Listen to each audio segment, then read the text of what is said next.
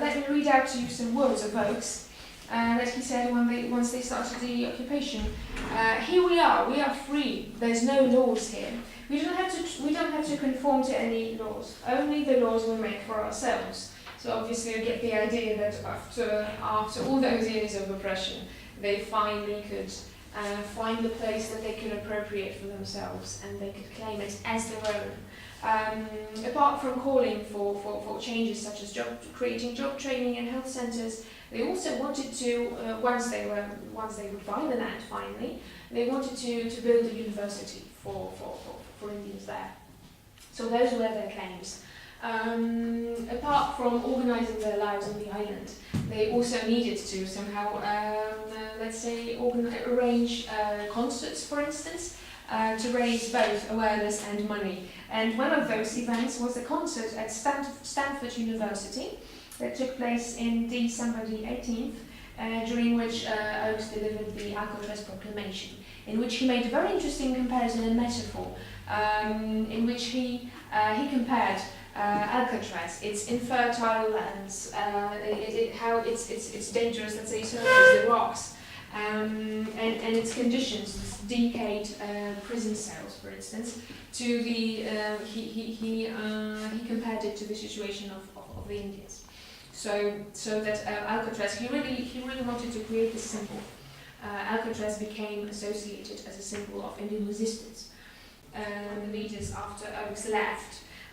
For instance, there was Stella Leach. She was a nurse, and she was known to be very sharp-tongued and abrasive. And there was also John Trudell. He was completely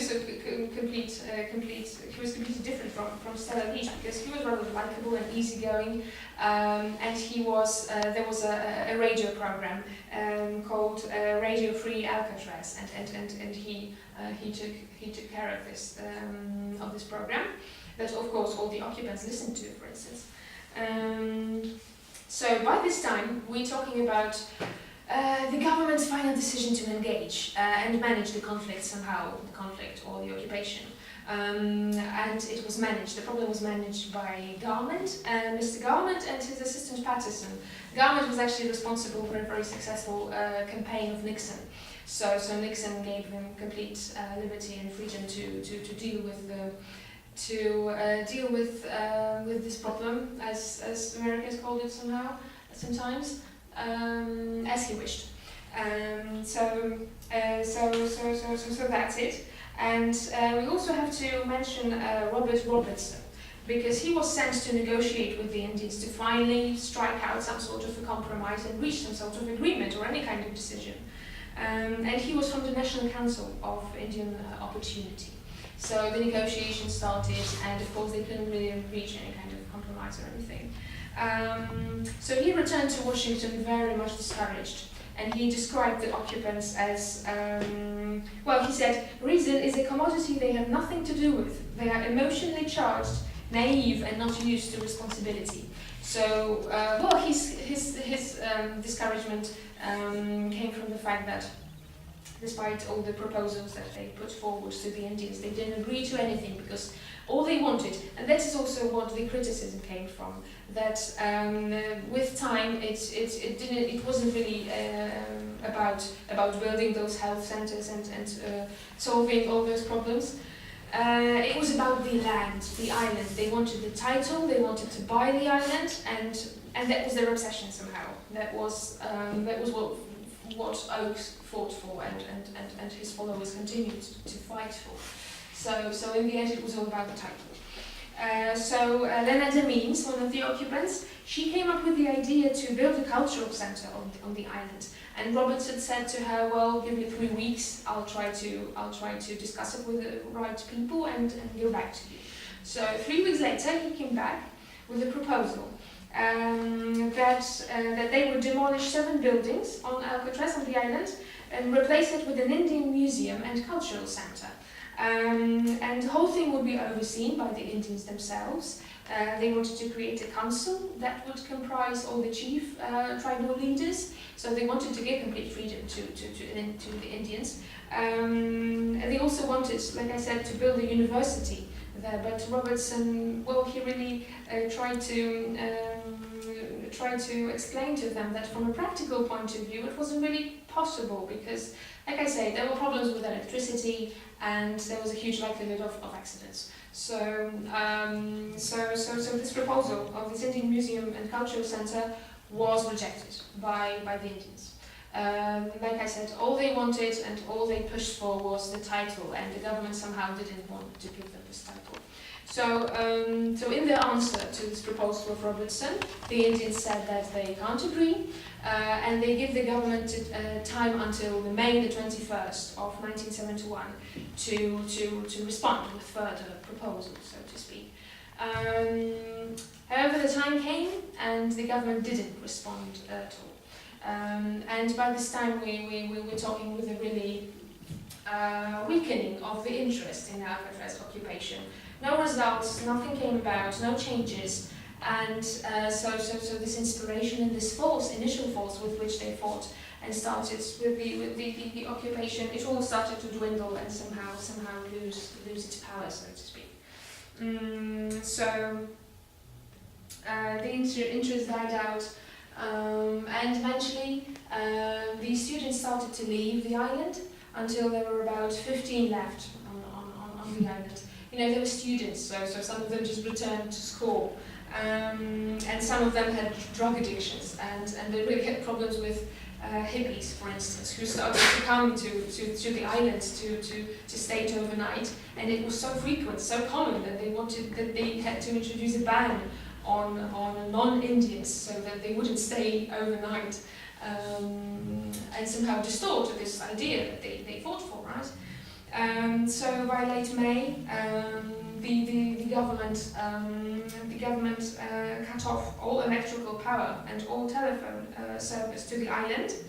There was a mysterious fire that broke out on the island, and which was again something that struck very strongly the Indians. They were without power, without fresh water. The supplies, they were running out of supplies. And like I say, this diminishing public support, which was their drive, which was the main source of leverage, let's say, of influence. It was also, let's say, running its course. So finally, on June the 11th, 1971, a large force of government officers removed those remaining 15 students from the island. And that is how the occupation, let's say, came to an end. It was in the end, let's say, because Alcatraz was a huge inspiration for Indians for the future, really. And I think you could say that Oaks really succeeded at creating this symbol, because nowadays, it is a real symbol of this resistance of Indian people. And I have another video for you. It's a part of a documentary called Alcatraz is Not an Island. A fragment of it, to be exact, and it's about events after the occupation finished, because Richard Oakes was actually engaged, or let's say embroiled in a fight with white men, because he was defending, I think it was the situation, he was defending a Native American child. And this white man, this man, he had a gun, and he shot Richard Oakes to death. And of course, afterwards, the charges were dropped that people on the basis that it was all in self-defense. So that's about this fragment is about it a bit, and again that's too big. And about, let's say, the legacy of Alcatraz today.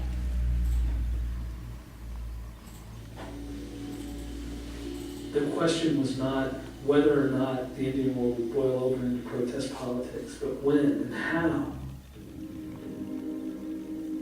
Richard, while he was off the island, was injured and was in a coma for over 30 days.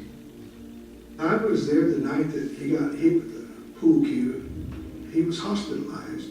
His medicine people from Cayuga, along with Matt Bear Anderson and Thomas Panyaka, brought him back to life after all hope had been given up. Before that, he was getting withdrawn already. This Alcatraz thing had been kind of a bad experience for him. And he came out of the coma, and he was injured. He was in a wheelchair, and they brought him down to a powwow at the San Francisco Indian Center. We shook hands with him and talked to him and hugged him, and about a month later, they brought news down to us that he had been shot by this guy named Morgan up there in Santa Rosa that ran a horse ranch. And we had heard about this guy before, that he had roughed up Indian kids or that he was always insulting to Indian kids. And that day he had done something to Indian kids. And Richard went down there, and there it is again about him being confrontational. He went right up to his face. And the guy showed him. Revival of our languages, the revival of our old Indian ways, of our tradition, the Indian Renaissance. For me, it was like going home. And I see, so there was that spiritual revitalization for us. Again, all of a sudden we're together. We see that we're not as alone as it appeared that we were. Relocatees all of a sudden began to renew an interest in their tribal communities.